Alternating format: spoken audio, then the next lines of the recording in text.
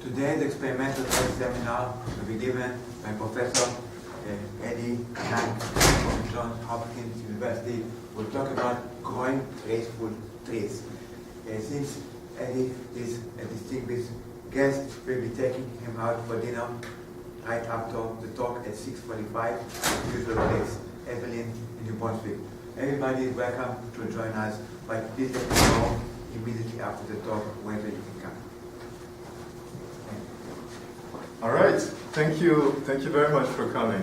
Leaving Baltimore, I had the usual anxiety of traveling, but I had this very eerie feeling of coming back home. It was really weird that coming back here felt like when I was a grad student, and I felt relieved that, okay, I'm back home, I have no more stress. So it's really a pleasure to be here. I'll be talking about growing graceful trees, so even if you're a gardener, you're into gardening, you should enjoy the talk, there's something in it for you. But I'll be mostly talking about the graceful labeling conjecture, and as far as I check, it's still open. It's a wonderful problem because it's very easy to describe, has proven to be quite hard to solve, but at the end of this talk, I hope to show you some evidence that it should actually be easy to solve.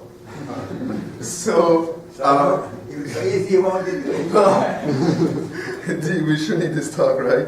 So let me tell you what the graceful labeling conjecture is. I was told this problem after graduating as an introduction to the polynomial method. And I was banging my head on the wall for quite some time to try to make the polynomial method, and came to understand why the polynomial method could not work. So I'll explain this in the first part, and in the second part of the talk, I'll describe how I think Kaylee would have tackled the problem, and what does enumerative combinatorics tells us about the problem of labeling trees gracefully. So what does it mean to label trees gracefully? So here's the conjecture, which dates to 67, so 1967. It's proposed independently, I believe, by Kotzig, Ringel, and Rosa. I think it's an S, but it might be a Z. Double check. And it says that every tree, so let me say vertices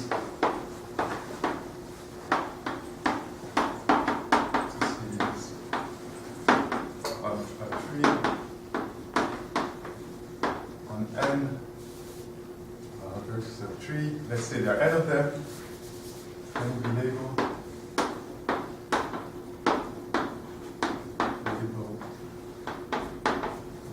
Consecutive integers, so I should specify that there are n consecutive here, and the tree has n vertices, n consecutive integers, such that, so here's the important condition, such that each edge is uniquely identified by the absolute difference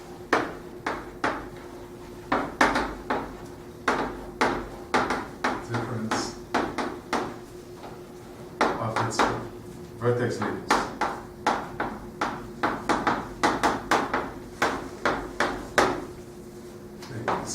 Alright, so let's give an example just to illustrate. I think the first thing we should do is just make sure the problem statement is clear. So I'm going to pick the easiest example. Here's a tree. The statement, the conjecture is that this should be true for all trees. So here's a tree on 1, 2, 3, 4, 5, 6, 7 vertices. I'm going to label it with vertex labels 0, 1, 2, 3, 4. So this is 4, 5, 6. And you have to place the labels in such a way. So let me do this. I'm going to place here 0, 1, 2, 3, 4, 5, 6. And you can see that every edge, if you weight the edge with the absolute difference of the vertex assignment, this edge is going to be weighted 6, this one is weighted 1, this is 2, this is 3, 4, and so on. And the other way you can do this, the only other way you can do this is by placing here the largest label. So this place here is 6, 0, and the property still holds that every edge is assigned a different label. Everybody sees? And this argument works for every tree. So we just proven that every tree is graceful. Right? So half the work is there. So here is an example to think about. We'll come back to this later. A little bit more effort is required to show that every path is graceful. And it's already a non-trivial exercise to count how many distinct graceful labelings are there for the path. So what we want to do by the end of the talk is see that counting problems of this kind are not too hard, surprisingly. And this suggests that the problem shouldn't be so hard. I'll explain in what way it should suggest. But this is an easy exercise. I'll leave it and we'll come back to it. The differences have to be from 1 to n or different? So the differences are going to be 1 to n minus 1. So that's the condition. So to be graceful, the edges must be assigned different weight. And since there's only n minus 1 verse edges in the tree, then the edges weights are going to go from 1 to n minus 1. So in general, the labels could be... The labels could be any consecutive integers. Oh, so yes, it doesn't matter where you pick the smallest label because I can shift everything by any... So with other variety, you label them with 0 square minus 1? Yes. So the labeling of the vertices is always going to be 0 to n minus 1, but the induced labels on the edges is going to be from 1 to n minus 1. Yes. Any questions at any point of the talk are welcome. Any other questions? So basically the argument was that this labeling can be found for all trees. Now, where did this conjecture came from? Well, I believe Kontseg and Rosa possibly were interested in ways to decompose the complete graph as a collection of disjoint trees. And they were able to show that this conjecture essentially says that you can decompose the complete graph on 2n plus 1 vertices into trees, into a given tree, which would not overlap. And this would be true for any tree. And this observation was interesting, and it was shown later on that this reduces to the graceful labeling conjecture, which is a nice conjecture in its own right. So when I started studying the problem, what was striking to me is that this was a very particular coloring type problem. And I learned the problem from Nogalan, who's one of the great masters of the polynomial method. So I thought this is a great opportunity to learn about how to use the polynomial method to determine the existence of a coloring, even if you can't find it. So the first part of the talk is going to be about the polynomial method approach. And I'll argue that the vanilla approach doesn't work. So how do you flavor up the spicy version of the polynomial method to say anything? So to actually find a labeling, I'm going to write down a set of constraints which will determine whether a given tree is graceful. And to do this, I'm going to use a different way of describing trees. So our central object, for us, and this is completely equivalent to looking at trees, is going to be discrete functions f, which goes from 0, 1, all the way up to n minus 1, to 0, 1, all the way up to n minus 1. So I want to describe a tree as a function. And the way I'm going to do this is to make the following requirement on my function. So I'm going to say that I want f of 0 to be 0. My first assumption, and you should think about this as assigning a root to my tree. The second condition I'm going to require is that if you compose f n minus 1 times, so this is f of f of f of f, for any I, this should be 0. And this is essentially saying that f has a fixed point at 0, which is attractive over the whole domain. And if you think about this, this is essentially a way of describing a rooted tree. Right? So f has a fixed point,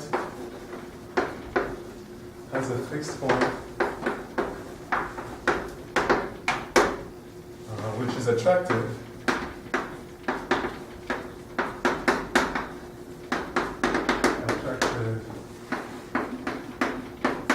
Over the domain.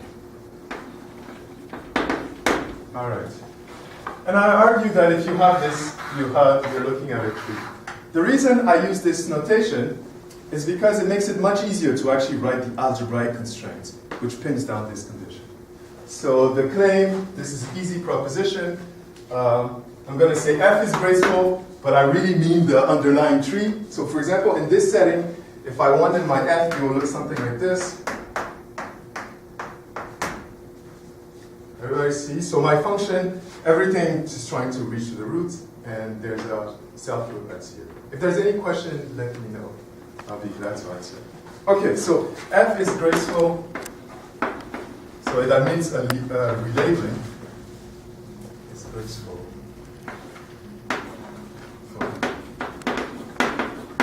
If the following condition is true, and here's the polynomial construction, the LCM, least common multiple of the following, product of x of f of I minus, let me write x of f of j, minus x of j squared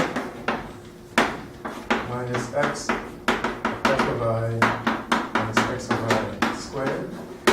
So this is the first term of the LCM, 0 less than I less than j, strictly less than n, so we're going to n minus 1. And the other one is the so-called van der Waals determinant. So here is xi minus xj, or let me write xj minus xi. So I'll close my LCM, and here is 0 less than I less than j. So if this LCM here, so essentially let's see what's happening. I'm taking the square of the edge weight. So xf of I minus j is essentially saying, if you start at vertex I, take I and the function. If you take the difference, the number could be positive or negative, but we don't care about the sign, so I'm just squaring them. And on this side of the equation, I'm saying no two vertices must be assigned the same label. So here I'm saying no two edges must be assigned the same label, the squares, and no two vertices should be assigned the same label. But then I have to account for the fact that the labels are constrained, so this expression should not be 0, should be different from 0, modulo the following algebraic relation. So modulo the fact that the product xi minus j less than n, can be 0, and I have to do this for all I. So I have to mod by this algebraic relation, which is essentially saying every vertex can only be assigned the labels 0 up to n minus 1. No other value should be assigned to it. So the hope, if you're using the polynomial method, is to somehow establish that the LCM is of low degree, so you don't have to worry about this. And if the LCM had a polynomial for some trees, you could argue that if this LCM construction had degree less than n, then a graceful Liebling should exist. Is the statement clear? So here I have to find the least common multiple of these two products. And if I can establish that it has degree less than n, then that means that indeed there is a subset of size n where this polynomial is not identically 0. So that's the hope. Okay. All right, and this form is actually not transparent. If at the end of the talk, if I can do it less than 48 minutes, I'll come back to this. And this form is not transparent because a lot of information is still encoded in the coefficients. If you reformulate this over roots of unity, it becomes clear that you cannot make the degree small for any tree. Even in the star tree, the degree is as large as it could possibly be. So you really need these modular, you need to mod by these algebraic relations. So you need to debug and compute remainders. And this we typically don't want to do, because as soon as you start dividing by these algebraic relations, you're essentially looking at a k-coloring distance. This is not far. As long as you start modding, you're really not far from k-coloring. So what do you do? If at the end of the talk I have time, I'll show you how the formulation of the roots of unity shows you that there are points on the unit circle which indeed make this function identically zero, and their size is bigger than it. All right? Okay. So polynomial method, for a reason I have not completely spelled out, cannot work. What should one do? Well, in my frustration, I decided to go learn from the great masters of combinatorics, and I started reading Cayley. And the question in my mind is, if I had described to Cayley the graceful labeling conjecture, what would he have done? And my immediate remark was to say, well, he would have said, I proved the matrix tree theorem. You see? So we can certainly use the matrix tree theorem to say something about trees, and he will be right. And that's essentially the point of the talk today. So let's see what the matrix tree theorem says about labelings. So this part of the talk focuses on the so-called matrix tree.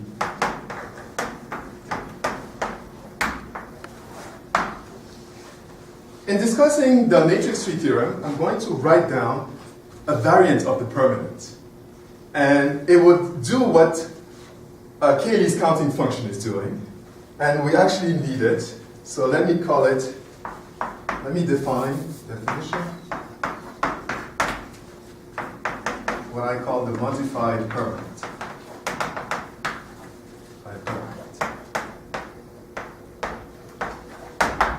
And this is for counting purposes. So we switch from trying to establish that a labeling exists to actually trying to count graceful labelings to begin to see what it says. And hopefully try to settle the conjecture by counting. So here's the modified permanent. So the notation is this. Modified permanent associated with a function f of a matrix A is defined like this. So it's the sum over all permutations of the following quantity I less than n starts at 0 of ai, and I now conjugate f sigma inverse of I. And so if there was not this conjugate business, this would be the permanent. But instead of having just sigma I in this setting, I have sigma of f of sigma inverse of I, so I'm essentially conjugating f by sigma. So this is not quite the permanent, but it's almost like the permanent. And the question, I'm going to argue that if you can compute this, then you could actually solve the graceful labeling. And I have to make the case for why. So this, I will argue that for a given f,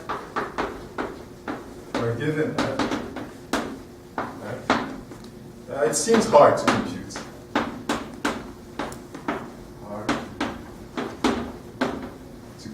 In other words, I don't see any shortcut for not summing over all permutations. I mean, you can sum over the quotient of the automorphism, quotient by the automorphism group, but I don't see any shortcut that would avoid you summing over a set as large as Sn quotient by the automorphism group over there.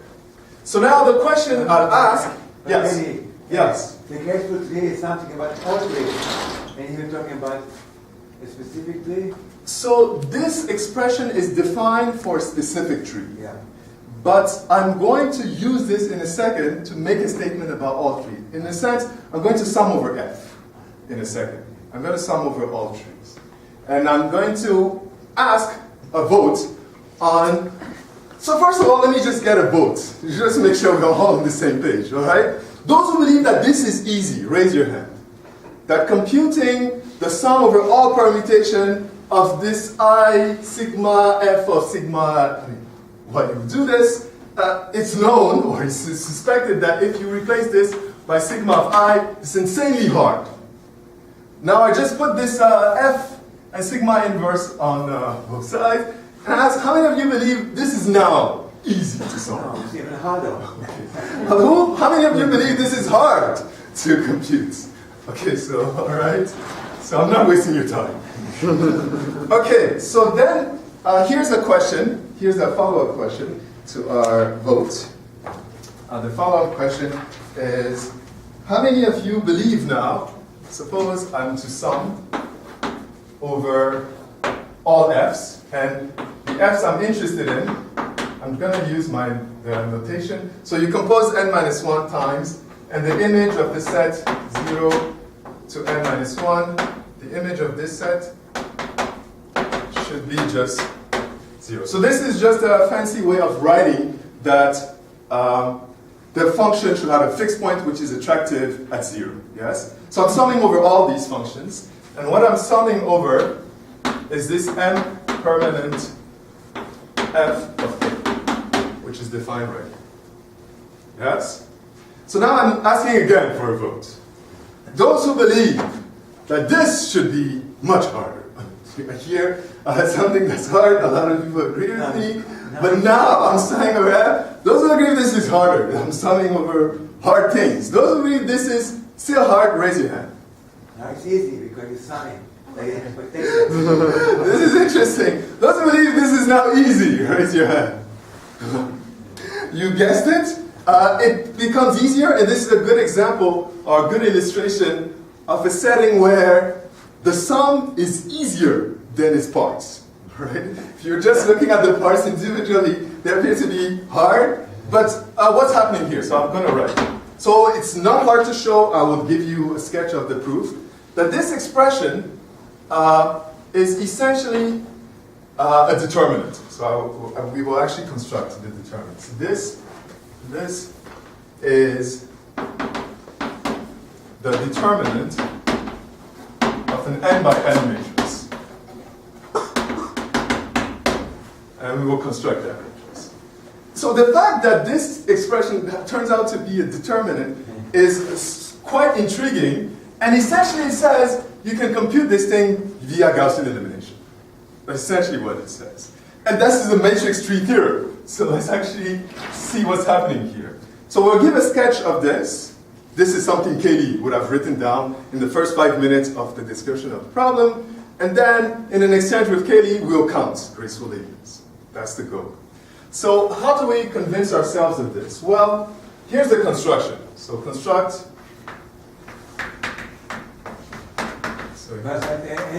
Yes. What is A? It's a... A is a symbolic matrix, so this is the complete weighted graph. So it's symbolic matrix. So yes, A is symbolic. Is not so easy. I will substitute all the values by 1 and get a count. So you should get n minus 1, so you should get n factorial, I was right, times n to the n minus 1, or n to the n minus 2. So then you have a numerical determinant? Yes, in the end, when you substitute the entries of A by all ones, you get a numerical determinant, and we'll see exactly. But if you actually want to see the trees listed, you should keep A as symbolic. So it's a good sanity check to keep A as symbolic, and then if you actually want counts, you make A numeric. And this is going to be a recurring thing. But then computationally it gets harder. Symbolic determinants are not... Definitely, symbolic determinants are notoriously hard. Yeah. But if my measure of complexity is the number of arithmetic operations that I perform, I still have a polynomial-sized circuit. Yeah. But for the permanent, there's no such circuit, even if you're doing things symbolically. So yes, at the end, I will plug in numbers so we get counts. So it will be a determinant. There will be no cheating. No cheating, there will be a determinant. But we want to see how to stratify the n to the n minus 2 counts for trees to separate graceful trees from non-graceful trees. So that's really what's new here. So here's the construction. So A is a matrix whose of size n by n. So A is n by n. Can everybody see what I'm writing here?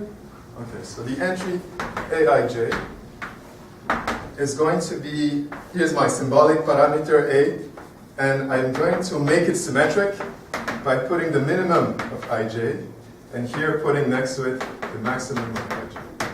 This just makes sure that my matrix is symmetric. Yes, this is my, so this you should think about as a weighted complete graphs, where I've even allowed the loops, the self loops. Yes? Okay. So to this graph, I'm going to associate an incidence matrix. So let me write down the incidence matrix. So to A.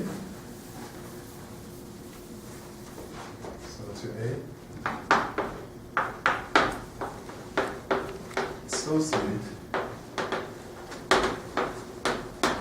an n by n choose 2 incidence matrix. This matrix is going to be weighted. And here's how it works. So you write B, A. So B is constructed using the entries of A. So it has vertex I, and here I need the lexicographic order on the pairs ij.